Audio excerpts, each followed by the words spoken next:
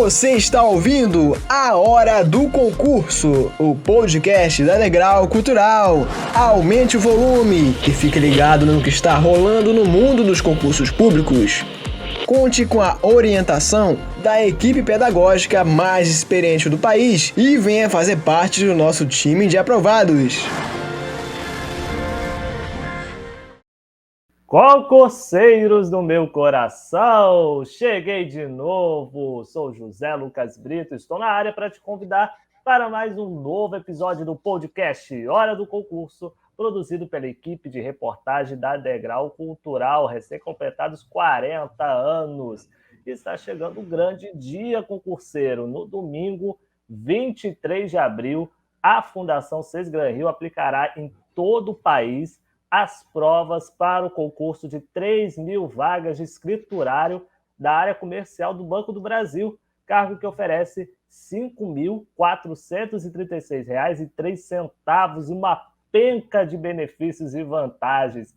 Nessa reta final, queremos te ajudar a reforçar tudo que você já estudou na disciplina de conhecimentos bancários e atualidades do mercado financeiro, para você não esquecer de absolutamente nada na hora da prova, na hora H.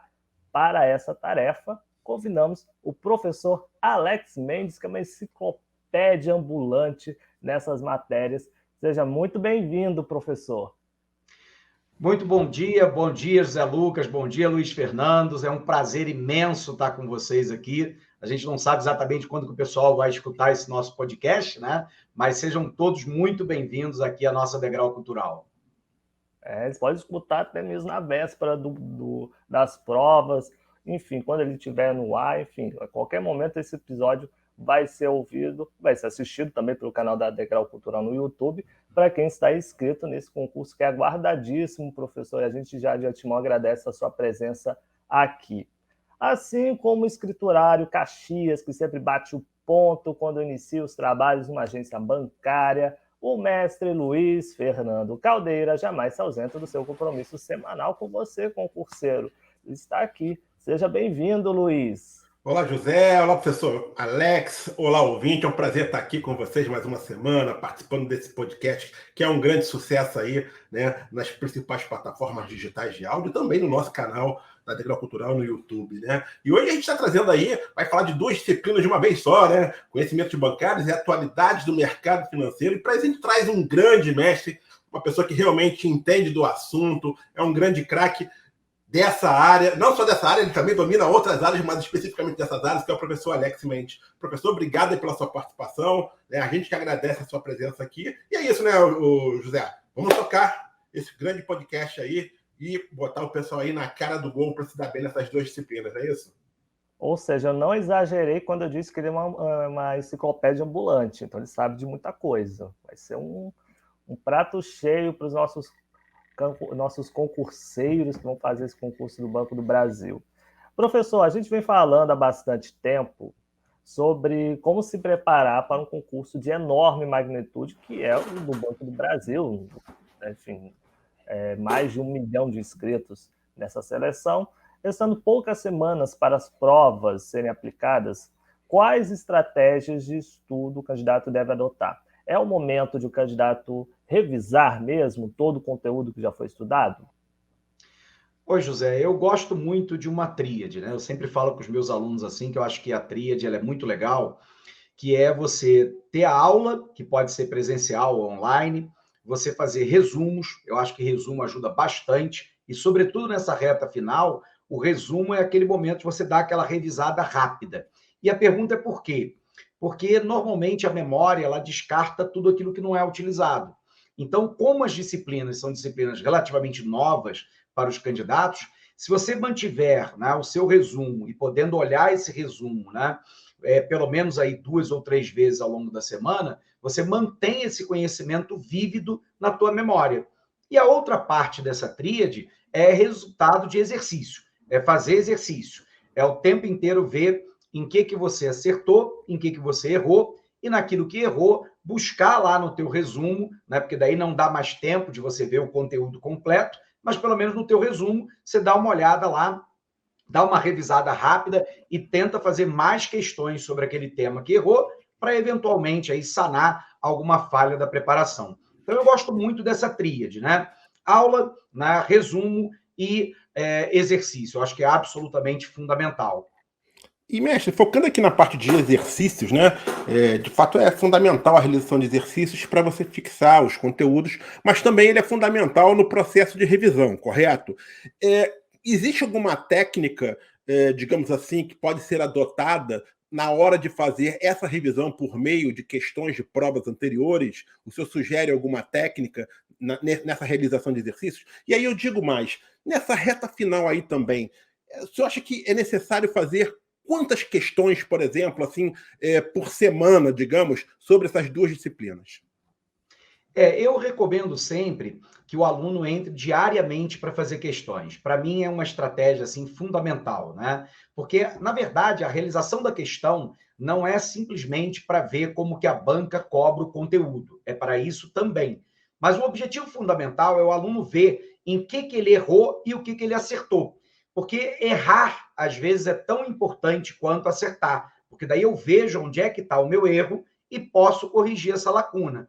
Então, eu diria aí que se o aluno conseguir fazer pelo menos umas 10 questões de maneira diária, e eu recomendo isso de segunda a sábado, porque um dia é o dia de descanso, que eu recomendo que seja o domingo, porque o cérebro também precisa de uma pausa, é fundamental para ele recarregar a energia e ter capacidade de absorver conhecimento. Então, se ele conseguir resolver 10 questões durante todo o dia, ele terá resolvido 60 questões ao longo da semana. E se a gente multiplicar isso por essas semanas restantes que faltam, nós estamos falando que ele vai realizar aí 180 questões, talvez um pouco mais, que é um número muito considerável, né? Sobretudo de conhecimentos bancários, que é onde a gente tem uma quantidade maior de questões. Em atualidade do mercado financeiro, não.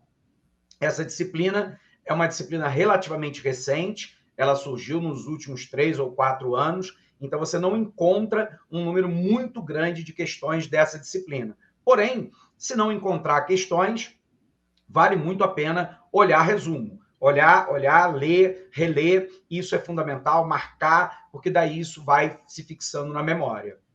Como técnica de realização de questões, o senhor acha válido o candidato, por exemplo, na hora de fazer a questão, ele, em cada item, letra A, B, C, D, né, ele justificar a resposta, por que aquela é certa, por que aquela é errada, é uma estratégia válida para fixar não só o conteúdo, mas para fazer essa revisão final também? Eu acho que sim, Luiz, mas aí depende muito de algumas variáveis, né? Primeiro depende quanto tempo falta para a prova. Quando você está muito próximo da prova, não dá para ficar justificando cada alternativa. Se você tem mais tempo, dá para fazê-lo. Eu acho que é uma técnica legal, é uma técnica bacana. Mas se o aluno também não tem esse tempo, né, é uma, abre aspas, porque eu vou falar, né, é uma certa perda de tempo justificar cada alternativa e ele consegue realizar um número menor de questões. Então, se eu tenho mais tempo, é uma técnica que é válida. Se eu tenho menos tempo, eu recomendaria só resolver a questão e ver o que você errou, o que acertou e buscar corrigir essa lacuna. Se você tem mais tempo, aí sim vale a pena, né, com calma, você olhar cada uma das questões e justificando cada alternativa, porque isso pode ajudar a fixar o conhecimento. Nesse processo de revisar tudo que o candidato estudou em conhecimentos bancários e atualidades do mercado financeiro, quais as falhas os candidatos eles não podem cometer de jeito nenhum nessa reta final para as provas do BB?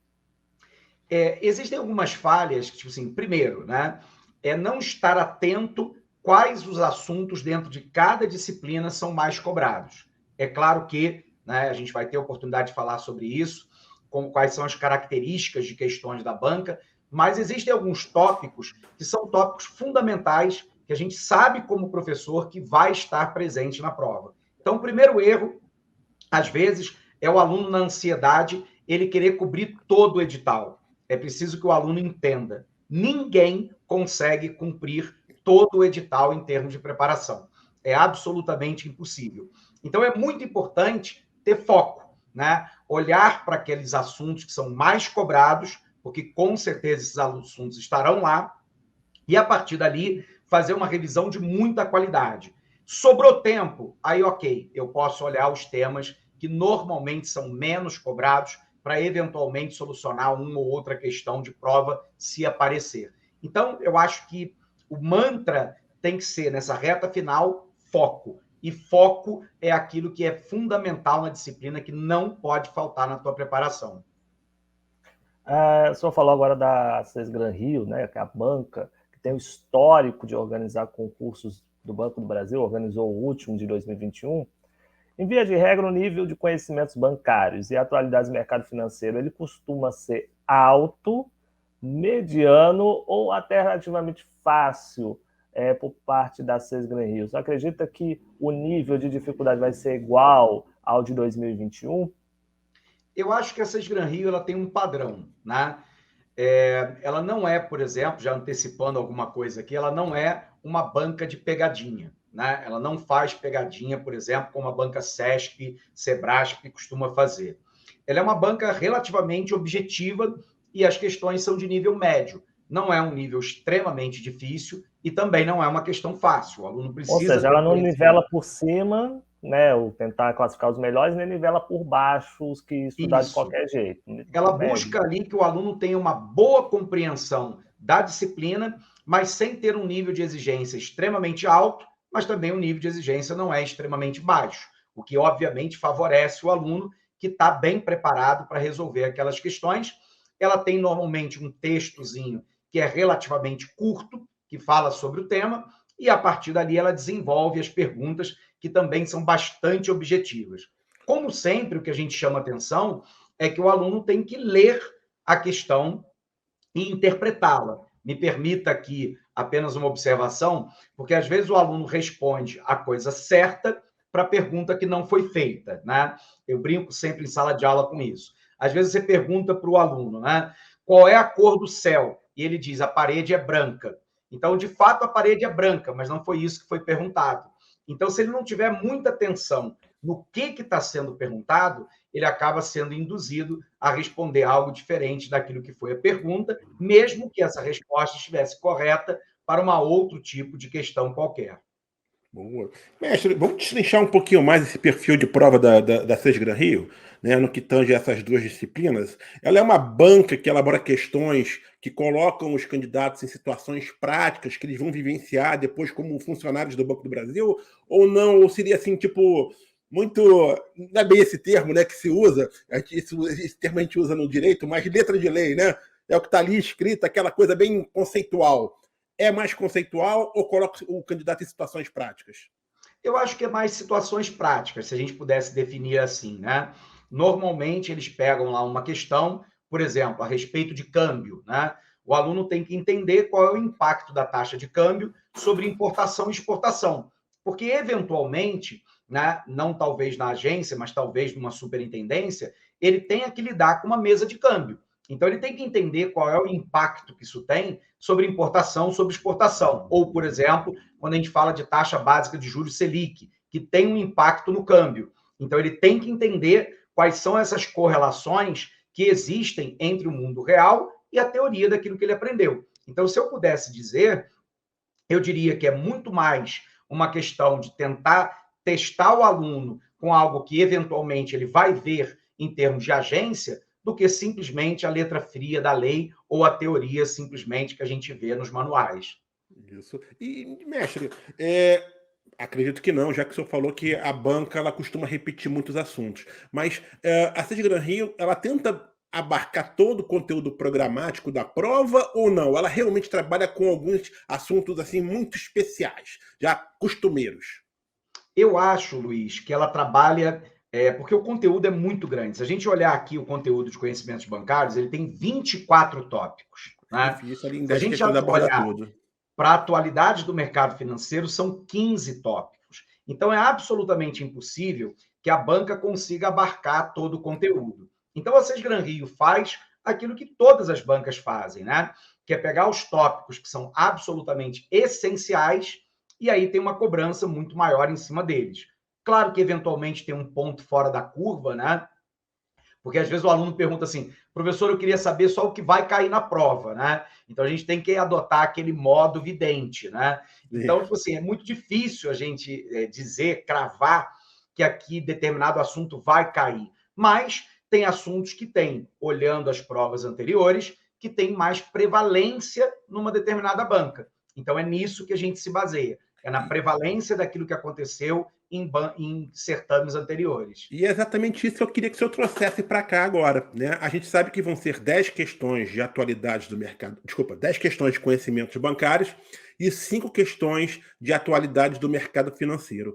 Quais são os assuntos que estão sendo mais rotineiros nessas provas para a área bancária, seja do Banco do Brasil ou até mesmo outro banco, mas que são provas que são elaboradas pela Fundação Sesgran Gran Rio? O que a Sesgran Gran Rio tem cobrado muito nessas duas disciplinas? O que nós fizemos aqui na Degrau, né? A gente mapeou, né, os últimos 6 ou 7 anos de todas as provas Sesgran Gran Rio, para a gente poder tentar entender o que a banca tem cobrado. E eu fiz até uma colinha aqui para não esquecer de assunto algum, né? De todos os assuntos, o que a gente tem? Primeiro, a estrutura do sistema financeiro nacional, que divide lá... Antes, mestre, só um detalhe. O senhor vai falar primeiro de atualidades ou vai falar primeiro de conhecimentos bancários? Então, vamos lá. Conhecimentos bancários. Só para deixar bem claro. Desculpa.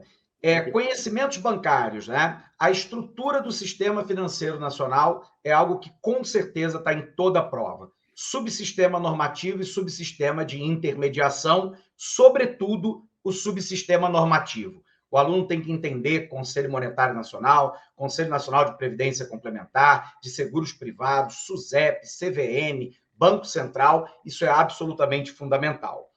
Aqui eu preciso fazer um parênteses, Luiz, que o nosso aluno ele tem que ter atenção.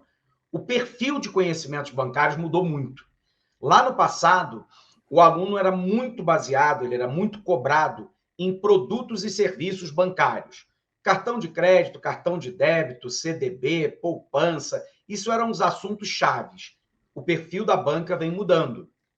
Porque hoje, o funcionário do banco ele virou um agente comercial. Então, ele tem que entender como é que o sistema funciona e nesse edital, tanto quanto em outros, vieram tópicos novos.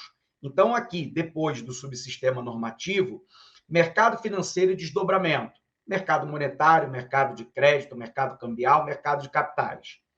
Saiu daí moeda e política monetária. Tem caído uma pancada de questões de moeda e política monetária, que não é um assunto muito trivial, mas que a banca vem explorando muito. Depois, o câmbio.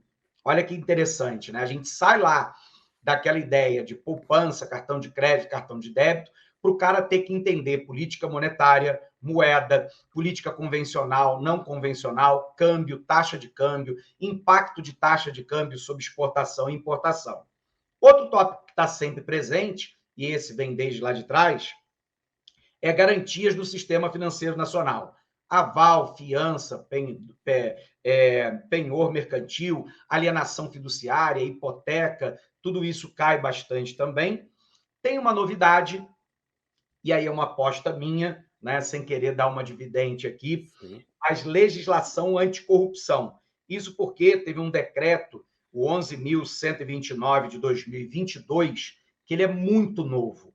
Então, quando ele é muito novo, a tendência da banca é tentar aferir se o candidato sabe aquele assunto. E, tirando isso, 2 tópicos assim que eu também apostaria que está sempre presente na prova. Ética aplicada ao Banco do Brasil e depois a política de responsabilidade socioambiental. Porque os bancos fizeram uma pesquisa há pouco tempo atrás que mostra que 44% dos clientes se importam com o posicionamento da instituição em relação à questão social e ambiental. Esse é um dado da Febraban. Então, há uma preocupação cada vez maior pelo fato do Banco do Brasil ser uma instituição semipública, de como que ele se posiciona diante da sociedade em termos de políticas sociais e ambientais. Então, esses tópicos seriam o que eu apostaria, pelo menos em conhecimentos bancários. E em atualidades do mercado financeiro, o que o senhor acredita aí que tem grande chance de cair na prova, porque também são assuntos rotineiros aí nas últimas provas do BB? Então, nós temos vários tópicos aqui, mas eu apostaria, né, em bancos na era digital, e aí é muito importante que os caras entendam, né, fintech, startup, big tech, mas que ele entenda as novas tecnologias. E essas novas tecnologias implicam o quê? a inteligência artificial, o machine learning, o chatbot e o big data. São tópicos que ele tem que estudar. O dinheiro na era digital, criptomoeda e blockchain, eu acho que é certeza de entrar. Praticamente obrigatório, é o tema de... Praticamente obrigatória. Sistema de pagamento instantâneo, que é o Pix, inclusive, chama atenção para o nosso aluno. Teve regra nova agora, em janeiro de 2023, para o sistema de pagamento instantâneo. Então, tem que estar muito atento, né, a esse tipo de coisa. E aí, além desse sistema de pagamento instantâneo, né, a parte de transformação digital, que é a diferença entre o banco digital e o banco digitalizado, que é o banco tradicional. Essas diferenças são sempre cobradas. O que é o banco digital, o que é o banco digitalizado, quais são as características, e lembrando ao nosso aluno, não existe regulação específica para banco digital. Ele cumpre as mesmas regulações que são emitidas para qualquer banco digitalizado, que são os bancos tradicionais, né? Bradesco, Itaú, Santander, Banco do Brasil, Caixa Econômica. A legislação é absolutamente a mesma e isso é algo que tem que estar na memória do nosso aluno. Até porque ainda não assim, ainda estão discutindo a questão da regulamentação das moedas digitais aqui no Brasil. Então, não tem nada decidido. Isso talvez só vai estar num outro concurso do Banco do Brasil futuramente. Isso. E é importante, José Lucas, que o nosso aluno saiba que uma criptomoeda é uma coisa e a moeda digital real criada pelo Banco Central, se for criada, é uma outra coisa. Por que é uma outra coisa? Porque o real digital, se for criado, ele é emitido por uma autoridade monetária. E as criptomoedas não são. Elas são... Ele tem controle de circulação e que ele tem o curso forçado. Ou seja, todos os agentes serão obrigados a aceitar o real digital, algo que não acontece com as criptomoedas, como Bitcoin ou Ethereum ou qualquer outra. Então, há diferenças fundamentais entre uma moeda emitida por uma autoridade monetária, mesmo que digital, se é que essa moeda vai ser criada no Brasil, e eu acho que será, daquilo que é uma criptomoeda normal. Muito interessante tudo isso, principalmente essa questão que ele falou também anteriormente, na disciplina de conhecimentos bancários, sobre a questão dos bancos estarem mais atentos às questões sociais e ambientais, que hoje em dia não pode ficar de fora em nenhum órgão. Tanto que o Banco do Brasil agora tem, se não me engano, a primeira vez, uma presidente mulher, ou seja, também está antenada essa questão da mulher estar em todos os lugares também, cargos de chefia, e está sendo chefiado por uma mulher, que inclusive é daqui, eu estou morando em Campina Grande, é daqui de Campina Grande. Eu não lembro, eu confesso que eu perdi o nome dela agora, mas... Mas é o importante, ela é concursada, né? É uma coisa também legal, que valoriza, né, a prata da casa, né? Professor, recentemente a gente fez aqui no podcast Hora do Concurso um episódio sobre simulado com o professor Tiago César, tanto que uma frase muito que ele classificou o simulado aqui como detector de falhas. Enfim, eu fiquei com muito isso na cabeça. Sim. Na sua avaliação, prestar ao menos um simulado antes da aplicação das provas do dia 23 de abril pode ser um diferencial para o candidato conseguir a aprovação em um concurso tão disputado como esse do Banco do Brasil? Eu diria até mais, João Lucas, eu diria que é fundamental. Mas aqui eu faço uma ressalva importante, né? Quando o aluno faz um simulado, ele precisa entender que errar faz parte do processo.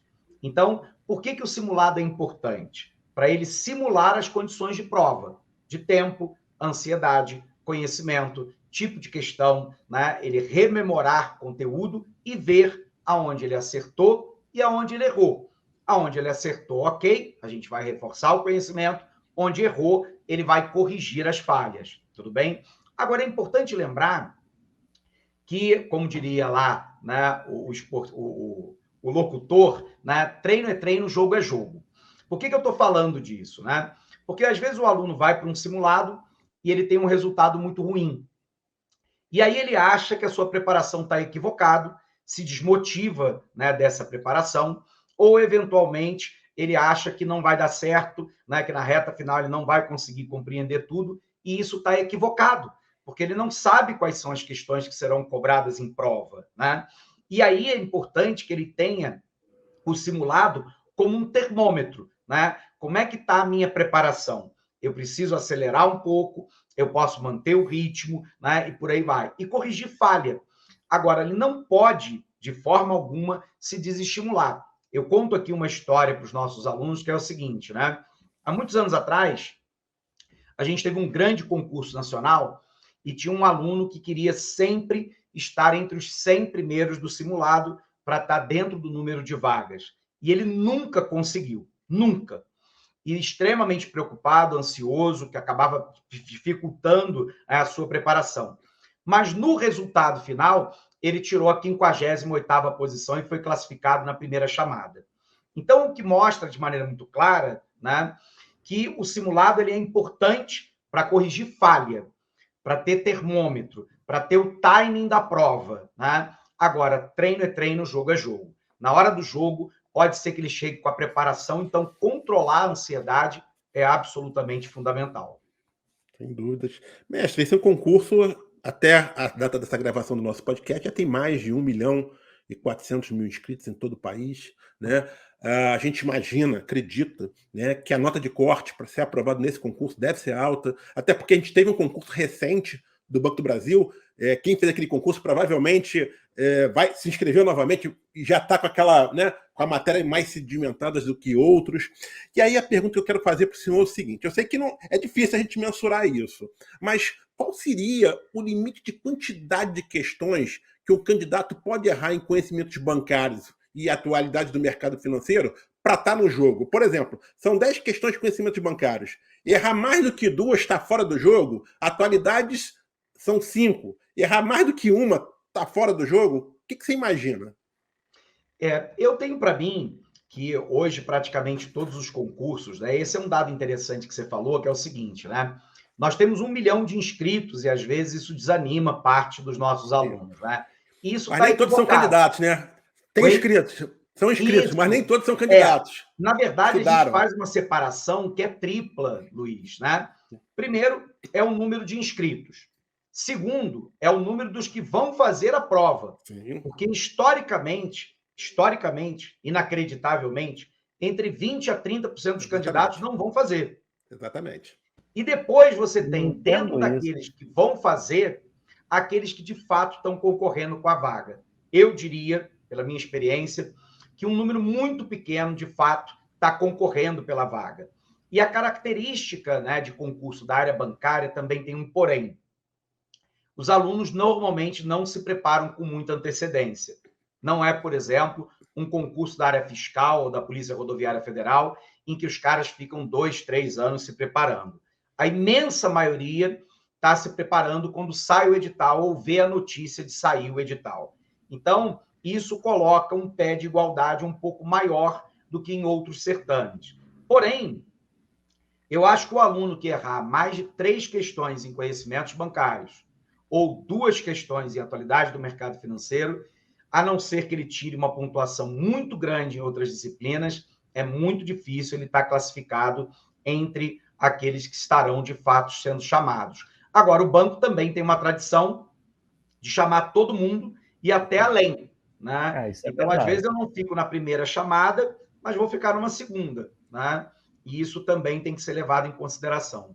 Sem dúvida. Isso que o professor falou, Luiz, e concurseiros, é muito interessante para o candidato não ficar ansioso, nervoso na hora da prova, pensando na quantidade de concorrentes. O professor foi muito claro aqui, dizendo que tem um trio, né, de uns 3 grupos de concurseiros, sendo que só uma metade, uma parcela de inscritos é que realmente se preparou, que vai fazer essa prova para passar. Isso que o senhor falou ajuda, pelo menos, os candidatos a ficarem um pouco mais tranquilos, não se desesperarem, mas também ficarem atentos para fazer uma boa prova. É verdade que o candidato tem que pensar que o maior concorrente dele é ele mesmo, né? Ele tem que tentar se vencer, se superar, né? Isso que é o importante. E eu acho que, tipo assim, às vezes a gente fica muito atento, eu vejo isso comum na sala de aula, né, ou nas aulas online, o aluno está preocupado que o colega sabe mais do que ele, por exemplo, em política monetária. É claro que é interessante que você tenha conhecimento nessa área, mas, de repente, você é muito melhor do que ele em várias outras conhecimentos que ele não está demonstrando em sala de aula, né? Então, essa ansiedade de querer necessariamente ser melhor do que o colega que está ao lado, no meu entendimento, e na minha experiência como professor, muito mais prejudica do que ajuda, né? O que ajuda é a serenidade de saber que você tem que estar o mais bem preparado possível diante das suas condições. E esse é o ponto de partida. Professor, em relação ao que o senhor falou do simulado, aí a gente pensa na hora da prova, que são muitas questões, não só tem conhecimentos bancários, não só tem atualidades do mercado financeiro, tem outras disciplinas, mas pensando nessas duas disciplinas que estamos abordando hoje, quanto tempo o candidato ele deve gastar para resolver cada questão de conhecimentos bancários e de atualidades do mercado financeiro, para ele não chegar no final da prova marcando o gabarito desesperadamente, errando o gabarito, enfim, para conseguir terminar a prova tranquilo? Olha, Luiz, eu tenho uma experiência que é minha e que eu sempre passo para os alunos. Eu sempre comecei a prova, né, quando concurseiro, pelas disciplinas e pelas questões dentro das disciplinas que eu me julgava mais fácil. E vou me justificar, né? Porque a disciplina que eu acho que é mais fácil para mim, ou as questões dentro daquela disciplina que são mais fáceis para mim, eu garanto o meu ponto. E aí, se eu errar as demais, ok, já era questão difícil mesmo, eu tinha dificuldade, mas provavelmente a maioria dos candidatos também vai ter. Então, uma estratégia é, eu sempre começo pela prova que eu acho que é mais fácil, garanto a minha pontuação ali, parto depois para as disciplinas que eu acho mais difíceis, porque se eu errar, errou, pelo menos o ponto, né, eu garanti lá, e às vezes dentro da própria disciplina, né? Você olha uma questão, essa questão está muito difícil, né? Eu não posso ficar queimando o meu tempo resolvendo uma questão difícil que eu posso também errar, porque daí eu cometo um erro duplo, né? Eu erro a questão e gasto muito tempo nela. Então, eu acho que essa estratégia, pelo menos para mim, funcionou bem. E para mim também. Eu usei isso no Enem, concurso, vestibular, eu sempre começo pelas disciplinas que eu sei mais, eu garanti meu ponto.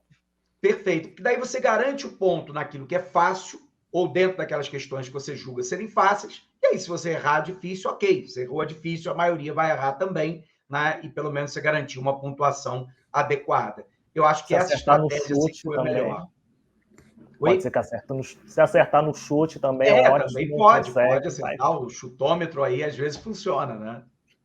Mestre não, ouvintes, né? Para quem não sabe, o professor Alex Mendes é um grande especialista também em conhecimentos gerais, né? Dá aula de atualidade, além de dar aula também de atualidade do mercado financeiro, de conhecimentos bancários, e dá aula de atualidades, né? De forma geral, história, né? Todo esse conhecimento geral, né, que abrange aí o país e o mundo. E, mestre, a gente sabe que vai ter redação na prova para escriturário. Você imagina, você acredita que a redação, o tema da redação vai se relacionar com conhecimentos bancários, com atualidades do mercado financeiro? Caso positivo, aí, quais bons temas a serem explorados nessa redação? Eu acho que, tipo assim, se a gente pensar em atualidade do mercado financeiro, com certeza a transformação digital do sistema financeiro nacional. Esse é o grande ponto, né?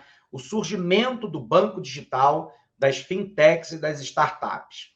Esse assunto eu acho que seria, assim, o fundamental para a prova. Agora, em termos, né, se cair conhecimentos bancários, pode ser que a banca explore aquela questão da responsabilidade socioambiental do Banco do Brasil, ou algum tema relacionado a uma política anticorrupção. E tem uma coisa nova agora, que surgiu na ONU, e que o banco ele vem trabalhando e que caiu no edital, chamado ASG, que implica uma sigla, né, para ambiental, social e governança. A ideia fundamental é como que o banco ajusta a sua governança corporativa para incluir temas, né, ambientais e sociais. Então, aquilo que o Lucas falou, pela primeira vez o banco tem uma presidente que é funcionária de carreira do banco e mulher. O fato de nós estarmos mais atentos no Brasil hoje para a questão da diversidade, né, para a inclusão, né, dos nossos irmãos negros, das mulheres, né, dos grupos LGBTQIA+, são tópicos de diversidade que têm que estar inclusos no banco, porque ele é um banco público. Por mais que ele seja um banco semipúblico e tenha ações pulverizadas no mercado, ele tem uma função. E essa função é também social e ambiental. Então, eu diria que ASG, ambiental, social e governança, ou política anticorrupção, sejam 2 temas quentes para conhecimentos bancários, e, do outro lado, a transformação digital do sistema financeiro nacional na parte de atualidade do mercado financeiro. Em termos dessa questão que você falou de diversidade, é bom lembrar aqui que o Banco do Brasil foi o primeiro órgão público federal, se eu não me engano, tá, a aceitar nome social em concurso público, né? O que é algo bastante interessante, que demonstra aí essa política de diversidade que o banco implementa, né, já há alguns anos, né? Então, também é um tema interessante esse também, não, mestre? Eu acho que é muito interessante. E o banco viveu uma cena muito ruim há pouco tempo atrás, porque o presidente da instituição foi acusado de assédio moral e até sexual contra funcionárias do banco. Esse é um inquérito que está em andamento, né? O ex-presidente do Banco do Brasil, né, foi acusado por funcionários do banco de assédio moral e assédio sexual. Então, esse do Banco do Brasil foi da Caixa, mestre? Eu acho que foi o da Caixa. Perdão, foi da Caixa. Banco do Brasil, desculpa. Mas perdão, é Banco Público também. Da Caixa Econômica Federal. Então, isso acendeu um alerta, né, de que, às vezes, você tem uma instituição que tem um código de ética muito claro e que isso não é levado a cabo. Então, a questão, né, da transfobia, né, do racismo, do machismo, do sexismo, da misoginia, né, são elementos chaves que, eventualmente, podem estar numa prova. Porque esse evento, eu não acredito que esse evento seja o tema do Banco do Brasil, mas ele pode cair como tema transversal. Ou seja, né, como é que o banco pode não cometer o erro que foi cometido em outra instituição, né? E, nesse sentido, né, uma política transversal, né, de responsabilidade, de governança, né, de não permitir que esse tipo de coisa aconteça ou que preconceitos aconteçam dentro da instituição, né? Perfeito, mestre. E para a gente fechar aqui o nosso podcast, eu queria que você deixasse aí as suas últimas recomendações, né, para quem vai fazer esse concurso, de forma que eles tenham aí um excelente desempenho nas provas do concurso, né, e especialmente nas disciplinas de conhecimentos bancários e atualidades do mercado financeiro. O que você pode deixar aí para o pessoal? Bom, eu diria sempre, eu repito sempre nessa tecla, né, embora pareça assim um pouco insistente, mas o aluno, nesse momento, tem que ter foco. E foco significa o quê? Olhar para a disciplina, ver quais os temas que são mais cobrados, focar naquela preparação da tríade, aula, que pode ser presencial ou EAD, resumo, para mim é absolutamente fundamental, porque ajuda a organizar o pensamento e realizar muitas questões. Fora isso, né, manter a calma. Eu sei que é difícil, a ansiedade é grande, o candidato vai se aproximando da prova, ele vai entrando naquela agonia pré-prova, mas manter, na medida do possível, a serenidade é fundamental. E eu digo sempre, é muito importante manter o ritmo, né? Mais importante do que o sprint, que às vezes o aluno acha que pode dar na reta final, é ele manter o ritmo de estudos até a véspera da prova. E aí, na prova, ir com a tranquilidade de que o resultado será consequência dessa preparação. Mas uma coisa importante, Luiz, lembrando para os nossos ouvintes que provavelmente esse ano terá a Caixa Econômica Federal de novo, né? E os assuntos de conhecimentos bancários e atualidades do mercado financeiro, bem como das outras disciplinas, é praticamente o mesmo. Então, o aluno que de fato passa, parece piegas, mas não é o aluno que mantém o ritmo de estudo até que seja alcançada a vitória. Então, eu diria para ele, calma, serenidade e foco, mantenha o seu ritmo de estudo, que vai dar tudo certo lá na frente. Essas foram as orientações e recomendações do professor Alex Mendes, que leciona conhecimentos bancários, atualidades do mercado financeiro e um monte de coisas mais que ele souber. A gente agradece muito a sua participação aqui, tenho certeza que os nossos bravos concurseiros que vão fazer a prova do Banco do Brasil no dia 23 de abril estão muito felizes, já estão alimentando, anotando tudo que o senhor falou para botar em prática na prova, tá certo? Muito obrigado, professor. Imagina, foi um prazer imenso. Obrigado, José Lucas, obrigado, Luiz Fernando, a todos aqueles que nos assistem, né, na nossa plataforma da Degrau ou nos ouvem no nosso podcast. Quero desejar para vocês, em nome aqui da nossa Degrau Cultural, mas também em nome desse professor, muito boa sorte nessa preparação, mantenha calma, foco, vai dar tudo certo, a aprovação é resultado. Luiz Fernando Caldeira, obrigado também pela sua participação aqui no nosso podcast Hora do Concurso, com seus conhecimentos, suas questões, suas dúvidas, uma pessoa que sabe também de tudo. Podia até ser professor, hein? Você já pensou nisso, Luiz? Quem sabe um dia. De qualquer forma, obrigado, José. Obrigado, professor Alex Mendes, pela participação, né, que realmente abrilhantou esse programa. Como eu falei, esse aí manda muito bem, é camisa 10, joga em várias posições, mas é Só aquele não joga craque... no Vasco, né? Não joga no Vasco, né? Mas eu acho que ele é vascaíno, né? Mas é um grande mestre, né? Realmente eu tenho certeza aqui que os nossos ouvintes gostaram muito das dicas do professor, né? Eu quero agradecer também a todas essas pessoas, todos esses nossos ouvintes que já estão nos acompanhando aí há mais de um ano, né? Com o nosso podcast, né? Aí nas principais plataformas digitais. Muito obrigado realmente pela sua audiência. E é isso, a gente está aí toda semana tentando trazer um conteúdo novo que possa ajudá-lo a ser aprovado num concurso público o mais rápido possível. Um grande abraço a todos, até semana que vem. Obrigado ao professor, obrigado ao Luiz e obrigado a você que acompanhou esse episódio pré-prova para o concurso do Banco do Brasil, seja ouvindo pelas plataformas de distribuição de áudio ou mesmo nos vendo e ouvindo pelo canal da Degrau no YouTube, que já passou dos 100 mil inscritos. Desejamos que você, concurseiro, que no dia 23 de abril, que por sinal é dia de São Jorge, você esteja revestido das armas do conhecimento, da confiança e da tranquilidade e mate o dragão da ansiedade e do medo para que você faça uma excelente prova e se torne um escriturário do Banco do Brasil, tá certo? Fiquem todos na paz e até a próxima!